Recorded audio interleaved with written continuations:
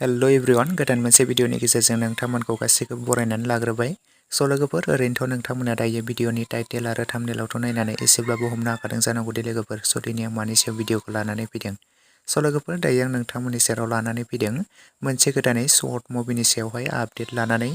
लोगोफोर नोंथांमोनाथ' बयबो नुखादों family entertainment चेनेलनिफ्राय दिहुनजानाय मोनसे गोदानै मोनसे कमेडि शर्ट मुभि नोंथांमोनाथ' बयबो नायखादों नङा होमबा लोगोफोर बिथां जयन्त बसुमतारीनि स्टोरी स्क्रिप्ट आरो डाइरेक्शन होनायाव दिहुनजानाय मोनसे गोदानै शर्ट मुभि जाय शर्ट मुभिनि मुङानो जादों भाइरेल खालामगोन। लोगोफोर बे भाइरेल खालामगोन मोनसे कमेडि शर्ट मुभियावनो जों गाहायै फाव खालामनायखौ नुनो मोनखादों प्रिया बसुमतारी, जयन्त बसुमतारी, फैलाव बसुमतारी, रैसु बर', अनिल कुमार नार्जारी।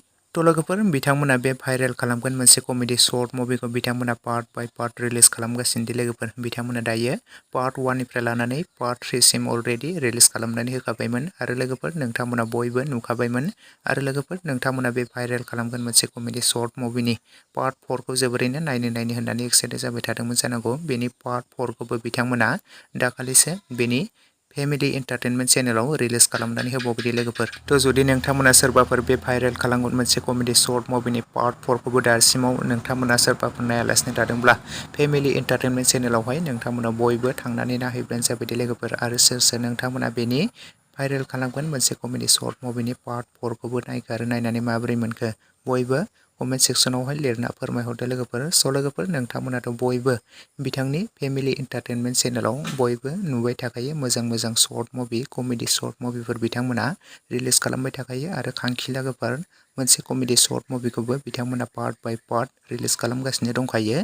आरो लोगोफोर बे भाइरेल खालामगोन मोनसे कमेडि शर्ट मुभिखौबो बिथांमोना पार्ट बाय पार्ट दिहुनगासिनो लोगोफोर। नोंथांमोना जुदि दासिमाव नायालासिनो थादोंब्ला बयबो फेमिलि एन्टारटेनमेन्ट चेनेलावहाय बयबो चेक खालामना नायहैदो।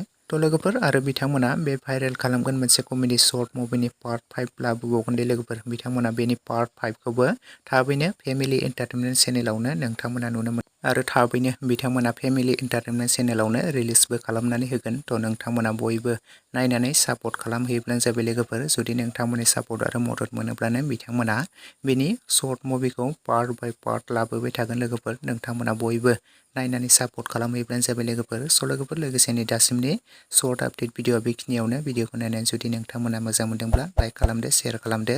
लोगोसे चेनेलाव गोदानै फैदोंब्ला साबस्क्राइब खालामनानै खाथिनि बेल आइकनखौबो अल प्रेस खालामना लायोब्लानो जाबाय लोगोफोर। जाहाथे नोंथांमोना बेफोरबायदिनो आंनि चेनेलाव गोदान फैनो गोनां शर्ट मुभिफोरनि मिउजिक भिडिअफोरनि फुल मुभिफोरनि आपडेट बे चेनेलनि गेजेरजों मोनथिनो मोनबाय थायो। Thank you for watching. Next video थाबैनो लोगो मोनफिनगोन।